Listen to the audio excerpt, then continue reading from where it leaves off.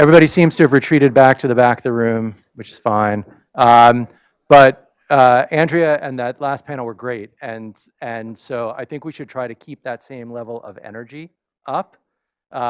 So as we go through, this is the regulatory and enforcement panel, and there are way too many things for our fantastic panelists to just kind of drone on at you about. So what we're going to do instead is we're going to talk about a couple of key issues in the regulatory and enforcement space, but we really want this to be a discussion.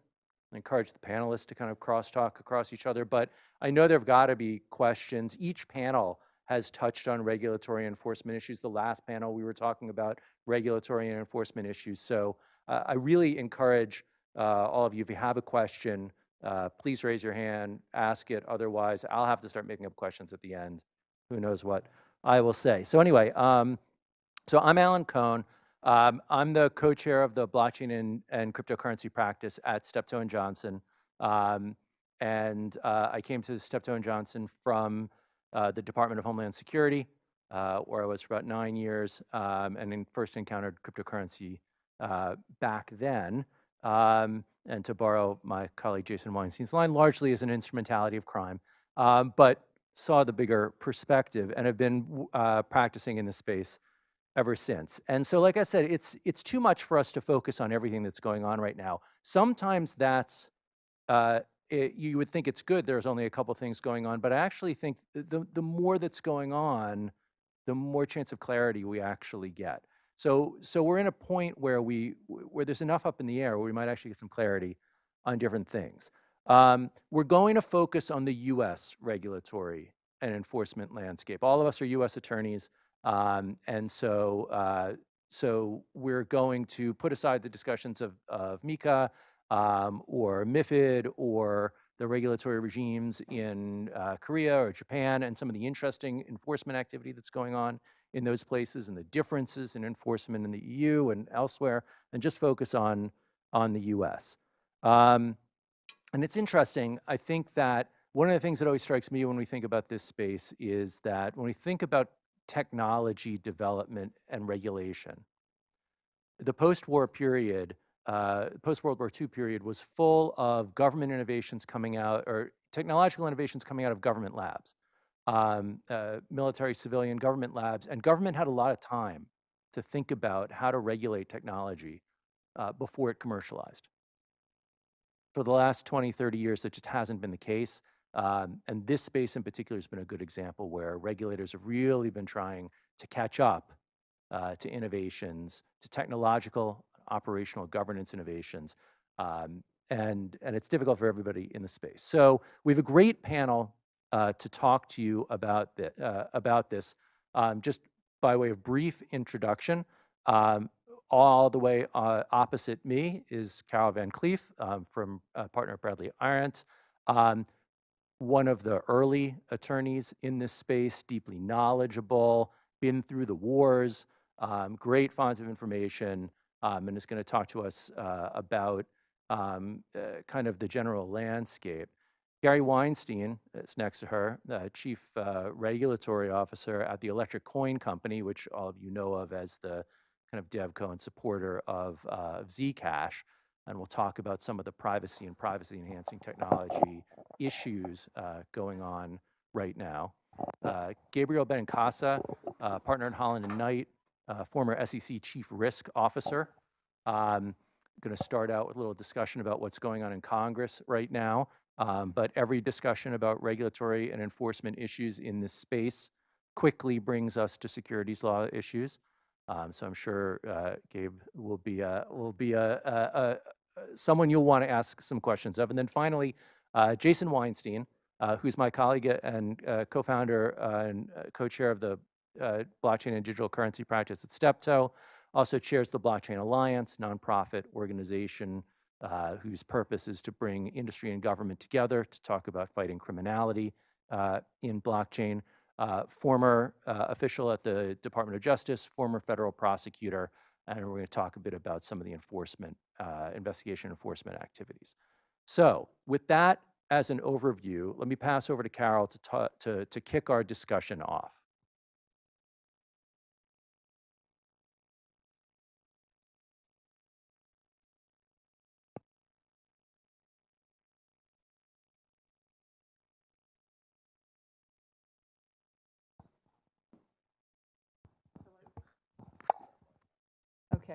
Thank you. I do better with a handheld anyway. So thank you, Alan, thank you for a very kind introduction. These kinds of discussions are always difficult because, as Alan just said, you end up talking about securities in some way.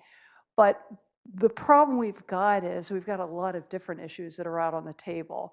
And we have a lot of different kinds of assets. So when we talk about securities, we're talking about one type of crypto asset, or maybe a few flavors of crypto assets that might fit into that category. But we've got other kinds of crypto assets. So the way I like to do it, and I think it's easy to visualize it, is think in terms of buckets. We have one bucket, I'm gonna have 6 buckets, 5 buckets, whatever it is that I'm gonna fill as I go through this. The first bucket is the native currency.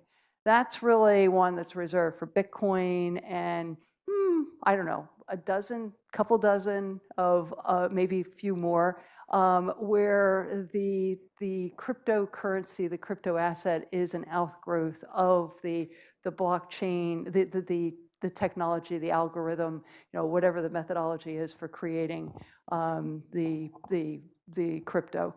The second bucket, as I'm going to just call it right now, and some of this is sort of evolutionary, but I'll say it's the tokens. Say the ERC20 token standard gave rise to what ended up causing or becoming the foundation for initial coin offerings, ICOs. But that bucket right there divides into a variety of buckets. So some of them may be security tokens, some of them may be utility tokens, some of them may be, there's probably, somebody can come up with a dozen different terms for them, but where there's some sort of functionality related to the token that's being issued. So let's put those tokens in a bucket and we'll come back to them. Then we've got this class of crypto assets that's evolved over the last several years called stablecoins. And I know that you had some discussion on that earlier today. But stablecoins perform a different kind of a function in the system, but they're working off of the same technology rails that we're dealing with. And then whether you want to put into that bucket, I would put into the next bucket central bank digital currencies, which is certainly an area where we're going to be hearing increasingly more about it. And then I have a bucket for DeFi. Now, to be honest with you, that bucket's pretty big and pretty messy. And can be broken down in a bunch of different ways. But right now, if it says DeFi, let's put it into that bucket and let it be there. And then finally, we've got the category of NFTs, non-fungible tokens. And have you talked much about, I apologize because I've been off at other meetings. So this is, non-fungible tokens are probably the area that's going to drive, besides stable coins, the greatest level of adoption of crypto assets and the technology at the end of the day. And they're going to be used in a wide variety of areas. So even though we're putting NFTs into that particular bucket right now, that bucket really can contain a bunch of things like DeFi. It can be pretty messy. But once you get them into those categories and start thinking and talking about that helps the conversation significantly, because too often we do gravitate right to the issue of security. Something's a security, and then the whole conversation becomes dominated by that. Now, a little bit about my background is that I was a banking regulatory lawyer, right out of law school here at AU, and I learned very early on in working with banking clients who were at a period, early days of the technology really taking hold, of coming up with new products and services.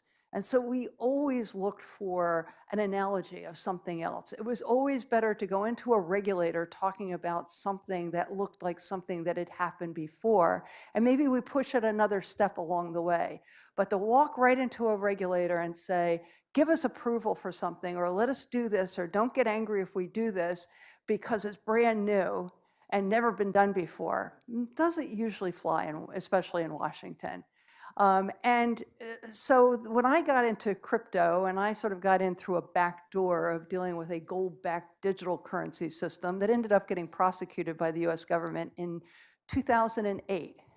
So that was, well, sort of the same year that the Satoshi Nakamoto, and I shouldn't say sort of, it was the same year that Satoshi Nakamoto released their paper.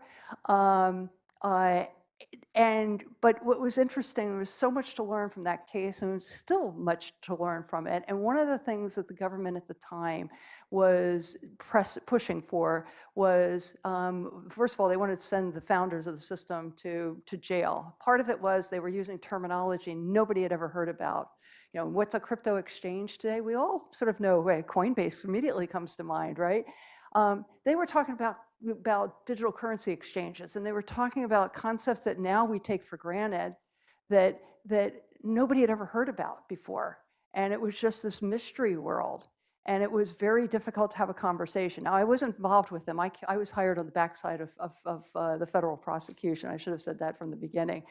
But when they were prosecuted, the Department of Justice went in for the maximum sentence for the founder of 10 years in jail on money laundering charges. At the end of the day, he got an ankle bracelet and 6 months to wear it. What they said to the judge when she said, "Why are you pushing for this sentence in the way it is?"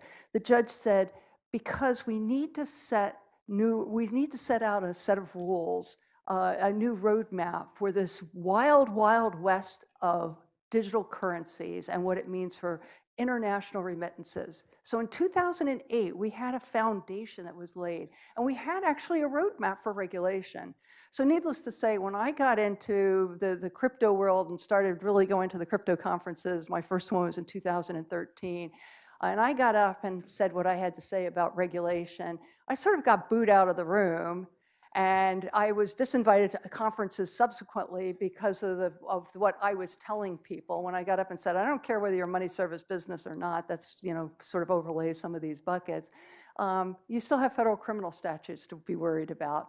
And I was disinvited and never been invited back to that conference since then. And it's in Miami in January.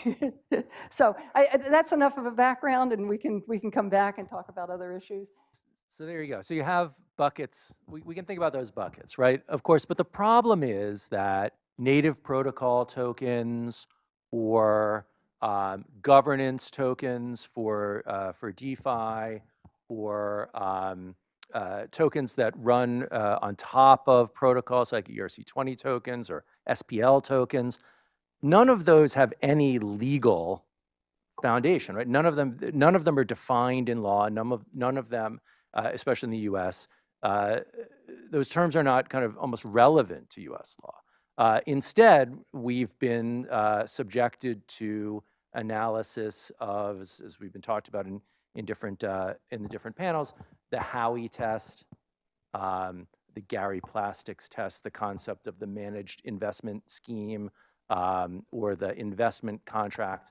And so after as many years as well, Carol, everyone's been in this, Congress is now starting to grapple with this question and say, and actually try to define in and define out, you know, what exactly are we talking about from a characteristics and functionality perspective when we talk about securities versus commodities, and we'll talk a bit about the overlay of other things. So Gabe, maybe can you talk a bit about kind of maybe where we are and then what's going on in Congress to try to address this? You sat out of order, so. So hi. So let me just, I actually got to the crypto world a little late before I get into buckets. So what happened was, before I joined the SEC, I'm talking to my son and he starts telling me, Dad, I'm trading Bitcoin. And I'm like, you're trading what? He's like, I'm trading Bitcoin. I'm like, how the hell are you getting into this? And now I got to start paying attention. So I put up, I won't name the platform. So I put up the platform as he's trading. So, and I kind of quickly realized it's got about $1,000 bid offer spread. Now, in the securities world, we have markup and markdown rules. It would violate those rules. Commission's pretty high as well. I'm like, wow, this is a great industry. markup rules don't apply, commission rules don't apply. They're gonna take me out of business. So, but that was my introduction to the crypto world. And then I went to the Securities and Exchange Commission, and I could not trade Bitcoin or any other crypto. But about a year ago, I joined Holland and Knight, and I've actually been advising, probably not too well, and a lot of clients on the crypto space. But I've been following the recent legislation, and there's really kind of two major bills. There's the Loomis-Gillibrand bill, and then there's the Stabenow-Boozman bill. What's interesting about both those bills is the commission that I formerly worked at has been out there saying we don't need new regulations, we don't need new legislation. We have a lot of guidance, and it's really under the purview of the Securities and Exchange Commission. Interestingly, both bills take the view that most assets are commodities. So if you look at the pool that they would put them in, it's commodities, not securities. The Loomis-Gillibrand bill is a lot more comprehensive, and it goes into an incredible amount of detail. And really, they would set up a structure pursuant to which I would call it like registration light. You could register the asset in a very kind of a simplified way without having to do an S3 or an S1 registration statement, and it would trade on an exchange governed by the CFTC. Now, the CFTC has a lot less people, a lot smaller enforcement, but it also will be brand new for the CFTC because the CFTC governs trades and futures. This will be the first time that they will govern trades on a spot market. So it's changing the entire regulatory scheme. The Stabenow-Boozman bill, again, also takes the approach that most of the assets are commodities. Again, has the same kind of trading structure. Not as detailed. The other interesting part about the bills is they both give digital assets the same status as a commodity or a security under the bankruptcy code. That basically puts it under what I call the protected contract provisions of the bankruptcy code, so that people could take self-help remedies even though you have an automatic stay. So those are some of the benefits. The other interesting provision that's in the Loomis bill, it's not in the Stabenow bill, is an accounting provision. We may get into this later on, but the SEC issues something called Staff Accounting Bulletin 121, which requires digital assets to be on balance sheet as opposed to off balance sheet where they are now, and where the securities held in custodian are held off balance sheet. The Loomis-Gillibrand bill completely reverses the SEC Staff Accounting Bulletin 121. But those are some of there's also stablecoin provisions. There's a lot going on in the regulatory world. So what's interesting about those two is, of course, it's a big fight over what type of investment asset a digital asset is, which, of course, leads you to the question of, well, is it an investment asset at all? Isn't it a use asset? Isn't it an asset for use and consumption rather than just for trading and investment? So on the one hand, there is a battle of how should these assets be regulated, which in the United States really means which, as Gabe said, which regulator is going to regulate. This is different from most other countries where you have an integrated financial regulator, and this doesn't have to be the issue. The issue can really be the attributes of the asset, or the attributes of the platform, or the attributes of the network. Now, cutting across that, as Carol noted, is the Treasury Department, which took a different tack because it could under its regulations, and said, we don't really care if it's an investment asset or an asset for use. You, the industry, have been very clear that this is meant to be an asset that behaves like currency. We have rules about currency. Follow those rules. And that was actually a very useful starting point. Certainly doesn't cover the waterfront, certainly being challenged by aspects like decentralized finance and decentralized exchanges and self-custody of assets, but it's a good starting point. But what it also means is that, separate and apart from any question about whether this is an investment asset or a spot or a future or anything like that, is that there are obligations with respect to anti-money laundering and with respect to sanctions compliance that much of the Web3 world needs to be cognizant of, if not actively compliant with, depending on different attributes of the issuer and network and protocol, et cetera. Noted on an earlier panel was the Tornado Cash action. And it's probably worth pulling that apart a little bit, talking about what it is, what happened, why it's relevant in a couple of directions, with respect to sanctions compliance generally, with respect to sanctions compliance and privacy enhancing technology, and, as was noted on the last panel, with respect to sanctions compliance and validation, with staking, self-censorship, and and the question of whether regulation goes so far into goes as far as actually into block formation, as opposed to just the receiver or sender of assets. So, Jason, let's start with you to talk about, just give an overview of what happened in Tornado Cash. See if this is working. Now it is. So before I do, let me step back about 20,000 feet. And I should say my intro to crypto was taking over the computer crime section at the tail end of the case that Carol was talking about. And Carol, there's no shame in representing people who are under a criminal investigation. I do it every day. No, I was after. I know, but even if you had done it before, everybody's innocent until proven guilty. Those guys were super guilty, but everybody is innocent until proven guilty. So before I talk about OFAC and sanctions. Prosecutors always say that. They always do. Now I'm a defense lawyer, so I say they're alleged. Everything's alleged. Carol described the buckets for the different types of assets, and the regulators fall into buckets too. But if I can switch the metaphor, I prefer to think of the regulatory landscape in the U.S. as kind of a Venn diagram from hell, where you've got, it's commonly said by kind of the less informed observers of the space that crypto's the Wild West. I think it's the opposite. There's too many sheriffs in town, or there's a lot of sheriffs in town, and each one thinks that they're in charge.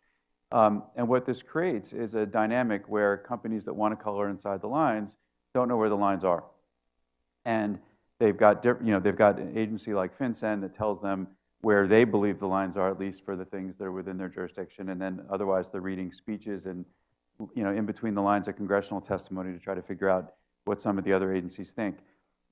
Two agencies that transcend that Venn diagram and have their footprint over the whole thing. I'm going to destroy that metaphor, but two agencies that loom over everything are DOJ and OFAC. And OFAC most recently in the Tornado Cash action that Alan mentioned. So as I think everybody knows, on August 8th, OFAC designated decentralized mixer Tornado Cash as for the sanctions list. And they included not just the entity that operates the front-end website of Tornado Cash, but they also included the URL address for Tornado Cash's website, and more controversially, they included certain virtual currency wallet addresses that are associated with Tornado Cash, and I very much mean the air quotes. And those are the addresses for the Mixer smart contract. The allegation underlying the sanctions action is that Tornado Cash was used to launder about $7 billion of virtual currency since 2019, including about $500 million stolen by the Lazarus Group, which you may have heard of as a North Korea-backed hacking group. By the way, the Lazarus Group, the bad actor here, was actually already sanctioned. They were sanctioned in 2019. The case is groundbreaking in a number of ways, none of them particularly good.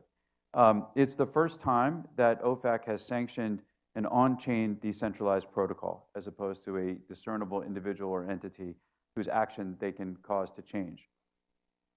Tornado Cash is decentralized, it's open source, it's a piece of software, and it's not like other mixers that OFAC has gone after, like Blender.io, which is a real entity that controls the mixer and that can change the way it operates in response to the sanctions.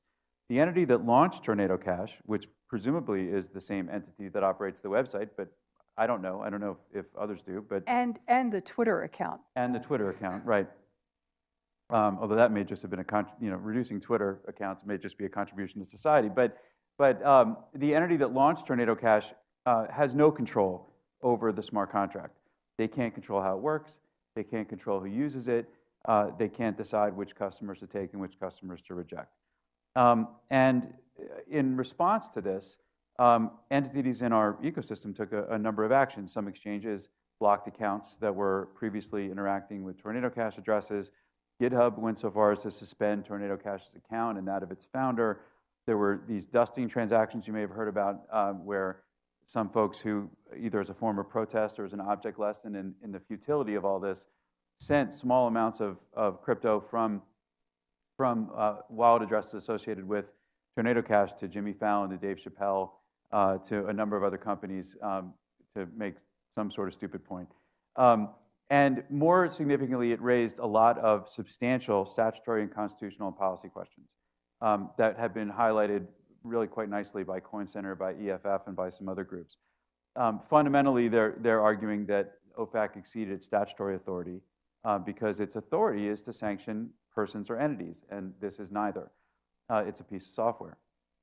They also raise constitutional questions, both free speech and due process. The free speech question is, they're essentially limiting the ability of innocent users to use freely available, publicly available software to maintain their privacy for entirely legitimate reasons. And I should say, Elliptic, which has studied transaction activity involving Tornado Cash addresses, says that some 80% of the activity on using Tornado Cash addresses is legitimate.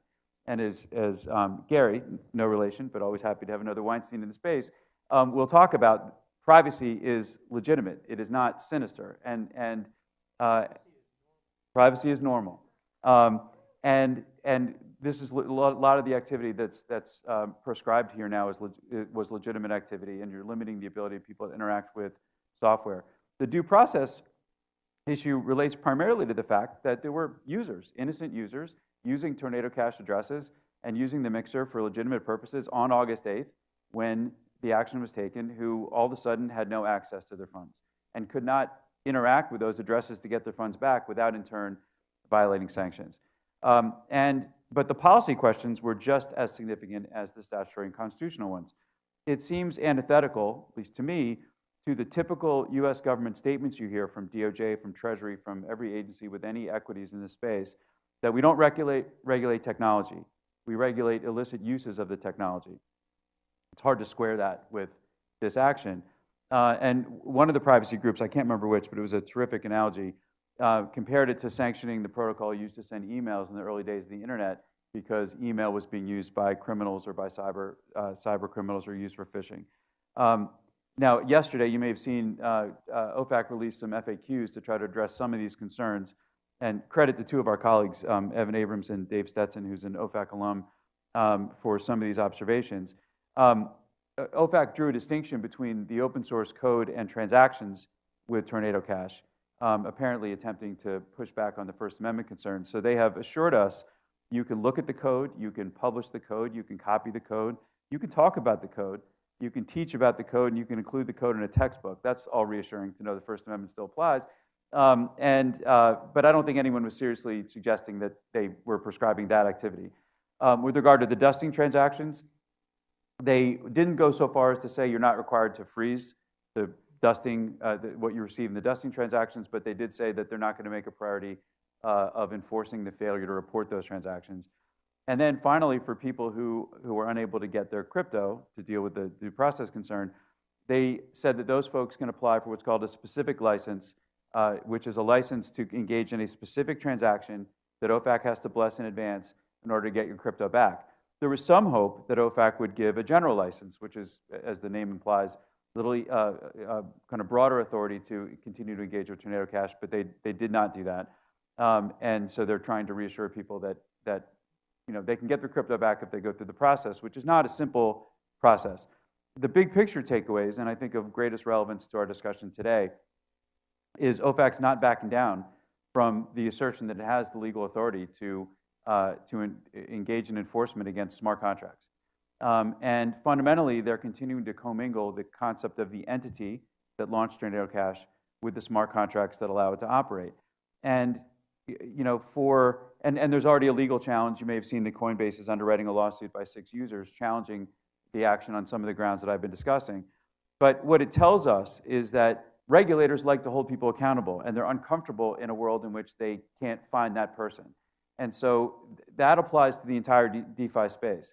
When a regulator can't figure out who they can serve a subpoena on and who they can hold responsible for what they consider to be improper activity, it's an uncomfortable environment for them.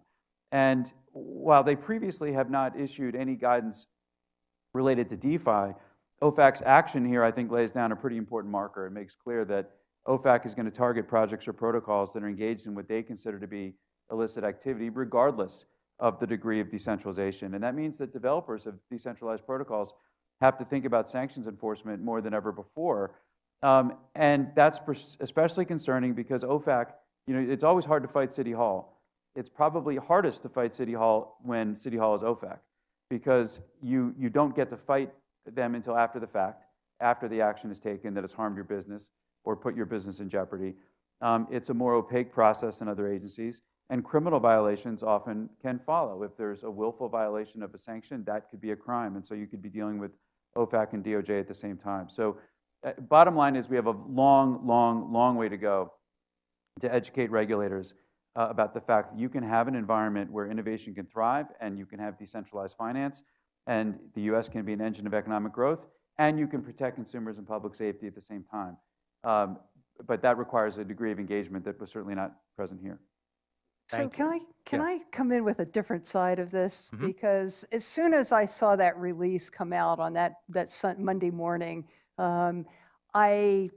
first of all, I think I read the release more closely than most people did, because buried in the release was a statement to the effect, and I should have read it before I came here, so I had it down pat, but essentially that Tornado Cash, and they referred to as Tornado Cash, had made promises to essentially clean up their act with respect to the money laundering that was going through Tornado Cash. So that's why I went to Twitter. That's why I knew the Twitter account was out there, the Tornado Cash Twitter account. And sure enough, in April, a tweet had gone out from that account, whoever was behind the account, and said, we're now using Chainalysis. They inserted it someplace into the process, one of the blockchain analytics tools. And the press release went on to say, basically, they hadn't delivered on what they were supposed to do.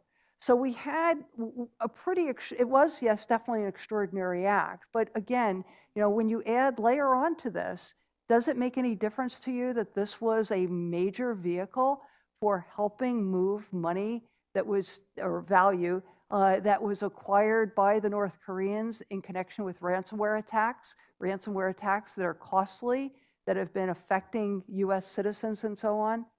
So, I think that the Treasury, my guess is the Treasury Department looked at probably a variety of different kinds of options, and in the best way that this industry is known, or the space is known for disruption, they decided a little disruption on their part to try to take care of the public policy, public good issue. Well, no, and I think that's a very important, that's a obvious kind of elocution of the policy goal. And I don't think anybody would debate the policy goal. The challenge comes, of course, pulling it back, right? I mean, SWIFT was used by the North Koreans to rip off the Central Bank of Bangladesh for $81 million. So, so it's not really the question of the vehicle, but even if it is the question of the vehicle, one of the important things that got conflated here is Tornado Cash, the front end, versus Tornado Cash, the smart contract or the protocol through which funds move. And the reason why that's important is because if you think across the DeFi environment, right, there's a lot of entities that look like that. There are a lot of foundations, front ends, development companies that operate websites, front ends, discretionary front ends by which you can use previously coded protocols, but by which you can access through other mechanisms. I think all of us can probably think of different entities within the DeFi space that operate like that. And so the question becomes, what is the industry to read from holding the line on, one equals the other? But I'm not really the person to talk more deeply about this. Gary, I want you to talk more deeply about this, and also kind of this question about privacy and privacy enhancing technology more generally. Yeah, thanks a lot. Can everyone hear me okay? Well, first of all, thank you to GBBC, Sandra especially, and Summer and Riley. Thank you so much. I know it's a large team there. It's been a pleasure getting to chat with many of you during the breaks. And for those on the live stream, I'm happy to respond if anyone wants to reach out to me on LinkedIn. Before I get into some background information, I'd like to first, we're at a Web3 summit. I'd love to read to you, if you don't mind, my favorite Web3 quote. So my favorite Web3 quote is, "The United States should ensure that safeguards are in place and promote the responsible development of digital assets to protect consumers, investors, and businesses, maintain privacy, and shield against arbitrary or unlawful surveillance, which can contribute to human rights abuses." The author of that quote, President Biden, in his March 2022 executive order. And I think what this points out, and these are not the words of my CEO, Zuko Wilcox at the Electric Coin Company, but it's one of the clearest examples of how we can see the strength of the public-private partnerships that can be developed in this industry. It's rather critical, actually. And I'll tell you a little bit about my background, if it's okay. I've been practicing law for 28 years. I started out as a regulator. I was an antitrust prosecutor, prosecuting international horizontal price-fixing conspiracies. I was an antitrust lawyer for many years. This was with the state of New York, where I had a really golden opportunity to cut my teeth in the federal court system in the Southern District of New York and Eastern District of New York. After 7 years there, I had an opportunity to join a national financial services company where we developed products for the unbanked. So throughout my entire career, I've really focused on financial inclusion. In addition, and at the same time, so at that company, I was managing the regulatory, the litigation. I was chief privacy officer. I was elevated to acting general counsel for a period of time. And one of the most exciting opportunities I had was to be on the board of directors as treasurer and secretary of a 501c6, which developed products for the unbanked, and where we were frequently on the Hill educating regulators and working collaboratively with our valued law enforcement partners and regulators to stand up these very important products to foster financial inclusion. And we also stood up, I think, the second ISAC in the history of the United States to combat identity theft refund fraud. So I worked collaboratively with Commissioner Koskinen and his team at the IRS, with criminal law enforcement in various agencies at the United States government. And together, as an industry, we figured out ways to combat money laundering and the illicit activity of nation-state actors who were looking to launder money through stolen identities and tax returns. And hopefully, at the end of the day, we saved the United States government tens of billions of dollars in prevented refund fraud. At one of the offsites, we invited a two-star general who was responsible for NORAD to lecture to us about blockchain. And 2018 obviously was right after the ICO blowups, and while I can't get into the details of the meeting, it was something that was ultimately career fascinating to me, trying to figure out how blockchain and distributed ledger technology could change the world. I am privileged and lucky to be head of global regulatory relations for Electric Coin Company, and we are looking to change the world. Privacy is normal. Thank you, Jason. Yes, it is normal, and it's something where this balance with fostering innovation and making sure the United States can be a home for this valuable innovation can coexist and work quite well with our valued regulatory partners. When you think about it, and it's not too controversial an idea, but transparency is actually a national security threat. And let me just bring it to the local example. If I send a digital asset to somebody, it cannot be in a modern society, an advanced place, where everybody gets to see that transaction. And that's presently what occurs generally on the blockchain. It's a public distributed ledger. We heard a little bit from the last panel about how immutable it really is, and I think that was some pretty valuable insight.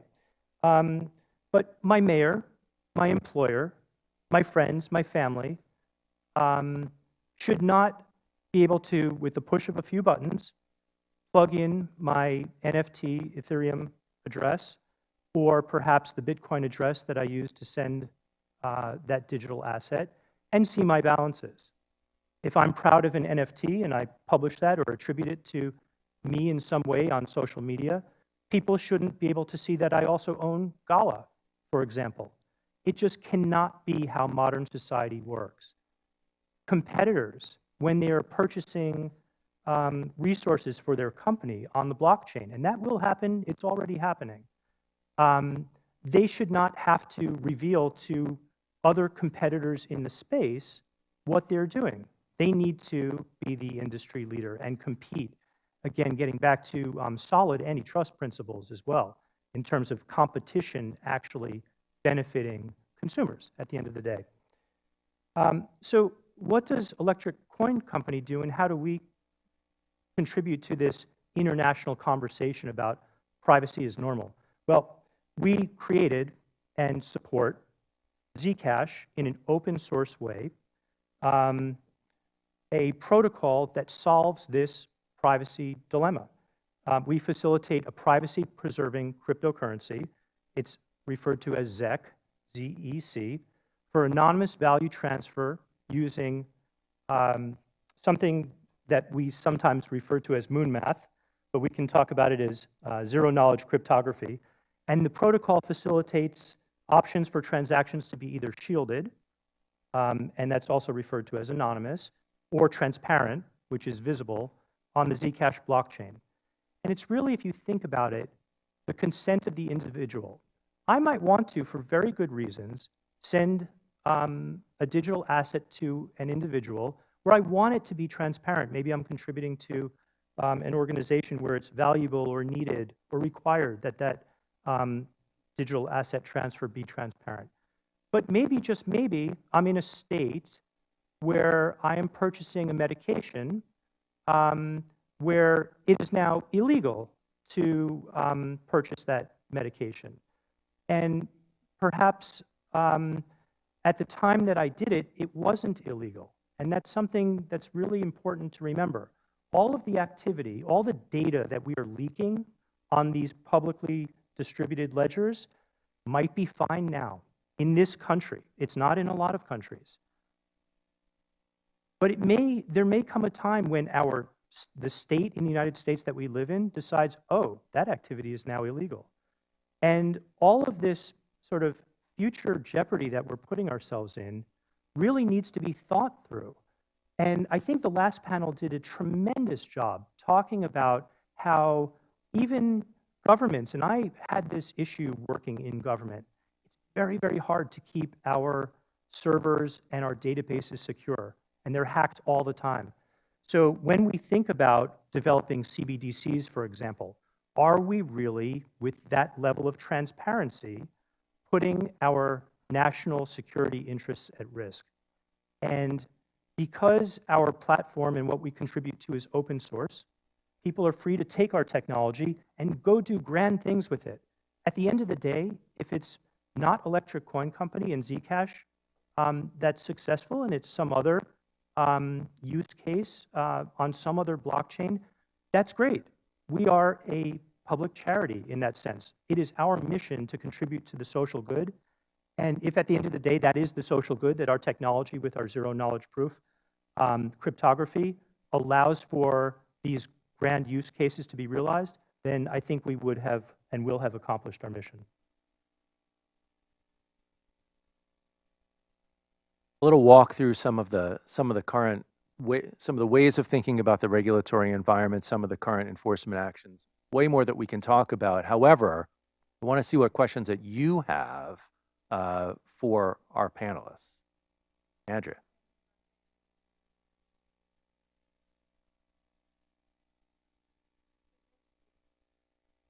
You'd mentioned two overreaching or overarching additional agencies we haven't thought, well, we've thought about, Justice and OFAC. What about the CFPB?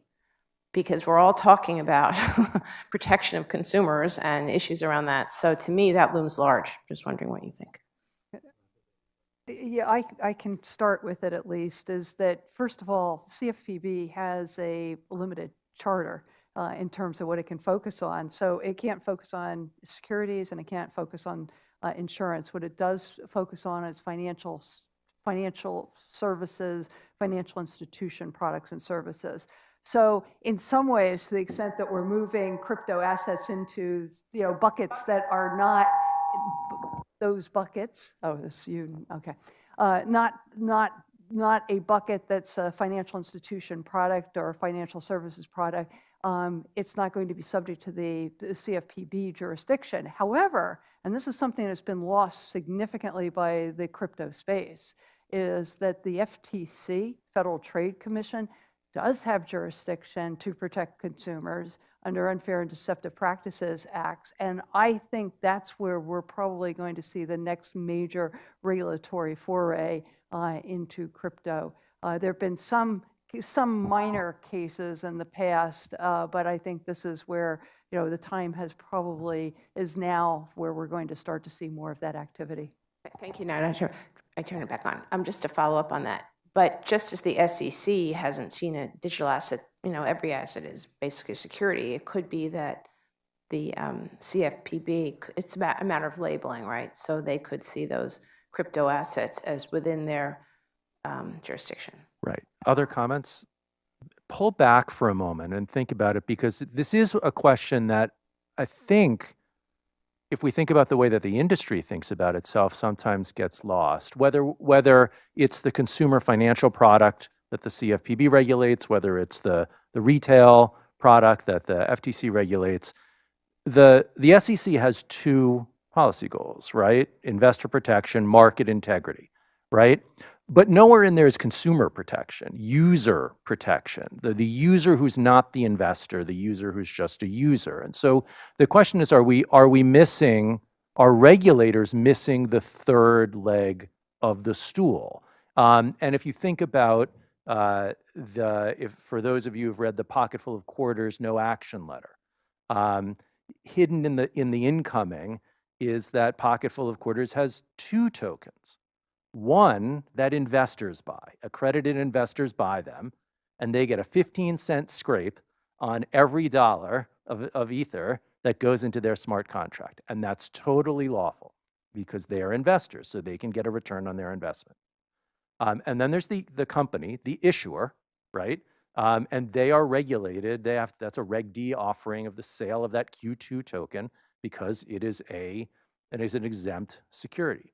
But then third are the people who use the tokens for the games, the people who just buy the Quarters token using their Ether going through the smart contract. They first get 15% of their value scraped off the top, and then they can't ever take their value out of the platform. They have to spend it there, and then others, game developers, investors, marketers, promoters, they can then take the Quarters and cash them back out. So is this concept of user protection or consumer protection getting lost in an overarching focus on market integrity and investor protection? I'll jump in on that because I spend a lot of time in and around those issues. And I think the answer is that they may have been lost because they haven't had the advocate in Washington necessarily on on the scene paying attention to it the way maybe it's time. Maybe it's just as we're coming to the point that it's time for that to happen because we have more people in and more value in and more at the retail level. We have seen state attorney generals, we've seen the state securities commissioners be very active and bridge this gap.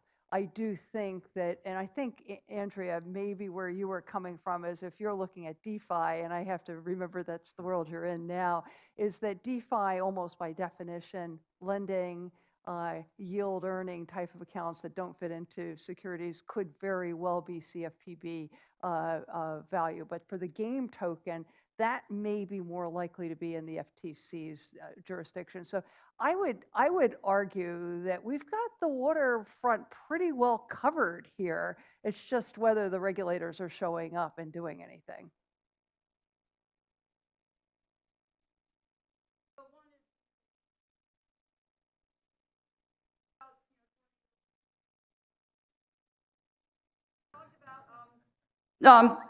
Yeah, see, you talked about tornado cash.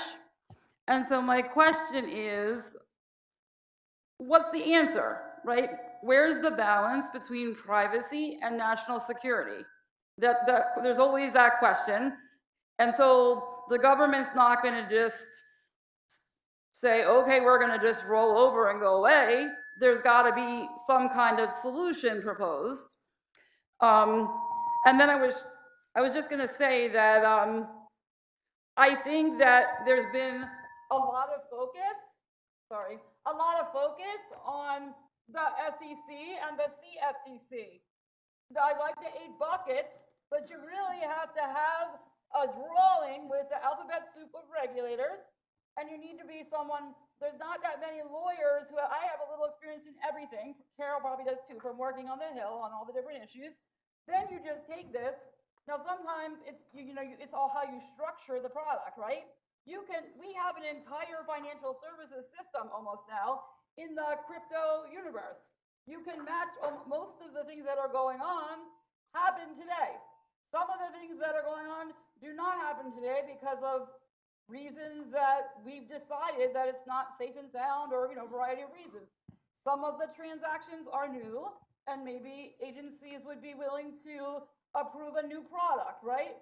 So I think that my point is, I look at them and I just think of, my chart of all the different agencies, and you have to think OCC, FDIC, not just, you got to think about the Fed, Treasury, they may grab everything and say it should be regulated like a bank. So I think I think you have to have that whole thing in front of you, and then you can and be able to navigate that thing. And because, SEC, everyone's so scared of SEC. Gensler will leave at some point, right? I can tell you SEC regulation is nothing compared to Federal Reserve regulation. Right. And of course, getting your business Appreciate that, right? and getting your business unwound is really terrible and hurts a lot, but it's better than jail. So, and don't forget the states, right? So this is the Venn diagram from hell, right? And the operational art of practicing law in this space. That's right, and it's everything you said and worse, because sometimes in trying to comply with one agency's regime, you could end up violating another's. So, it's just one simple example. There's a degree of centralization that an OFAC or a FinCEN would want to see in order for you to be able to reliably implement a compliance program for AML and sanctions. But that degree of centralization could be what tips the scale, is the one brick in the wall that the SEC needs to consider your offering to be a security. So you absolutely have to have the whole diagram in front of you.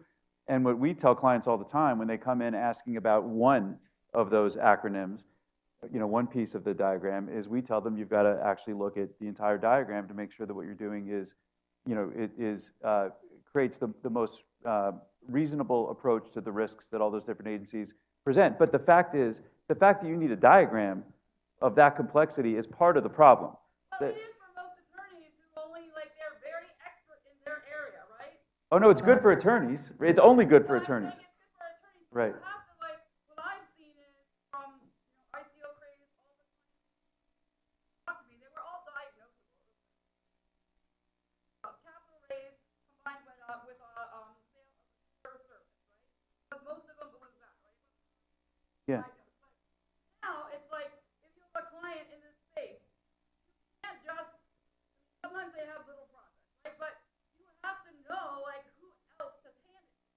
100%. Work with the national security.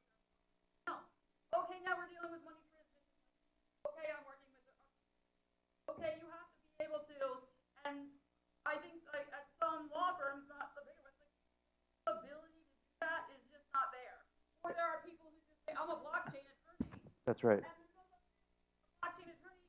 It's a technology. It's like being an internet. It's like a weird,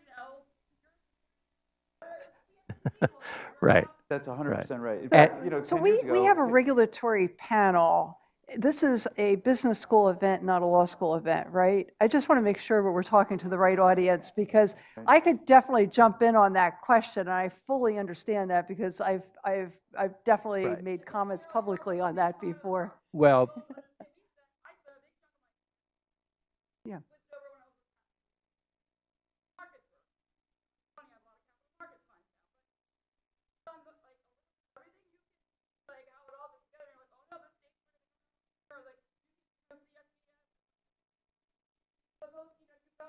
right.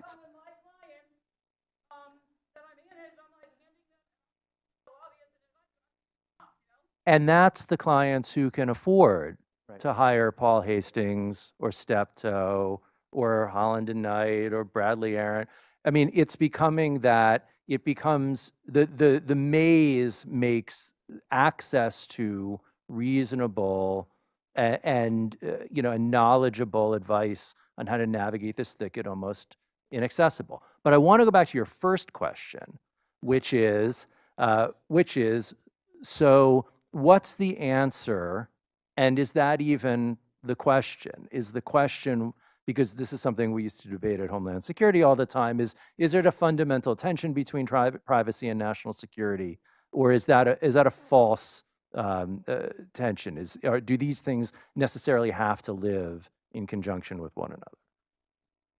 I think, Gary, you're a natural person to maybe pick that up. Yeah, I don't think we're going to find an answer today in the 30 seconds we have left, but I would say that this is eminently solvable. We have the innovation, we have the technology, we have the best intentions of law enforcement and government regulatory bodies to be able to find and strike that balance where we are not chasing blockchain and distributed ledger technology to some other country, to some other actor who is not high integrity, like all of the people who are attending this summit, and where we will find ourselves jeopardizing the security of society. So we need to secure society. We need to think about how privacy is normal. We need to work with our partners in government to try to solve the very, very difficult issues that they are solving and trying to maintain the national security of each individual country that they're charged with protecting. And I think when smart minds with high integrity individuals get together, we can solve this. New.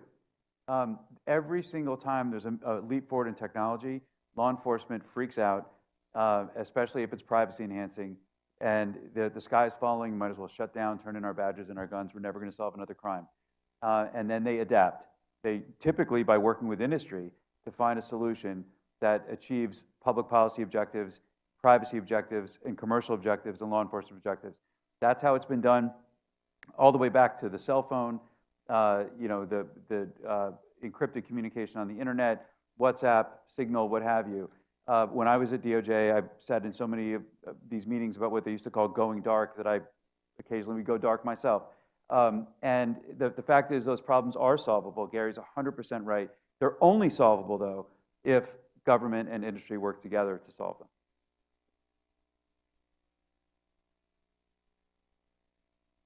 Is that it really, we're talking about assets in buckets, but what happens is it's not making a clear delineation and saying, only you, the CFTC, have it. Because it says, well, if it's a security, it goes back to the SEC. So you're going to have a land grab. What you need is a regulation which says it will go to one place and they'll have exclusive, and so you don't have all the lawmakers heaping in. And let me just, so you were talking about how regulators, get afraid when it's something new. That, or technology. I don't know if you watched the Elvis movie, but the regulators or the police got nervous when someone performed differently and they threatened to put him in jail. So it's somewhat similar, and it happened, this is in the 50s. So, Carol, last word? I'm going to say national security will trump, and that's a bad choice of words, but privacy at the end of the day. However, I think what's exciting is we're right there with a whole bunch of new types of technology tools, some of which are born directly out of what we're talking about here today, that will help in trying to bring those two objectives together in a way that they can coexist. Perfect. Well, thank you. That's all the time that we have. Thanks for your questions. Thank you to the panelists. Look forward to the rest of the day.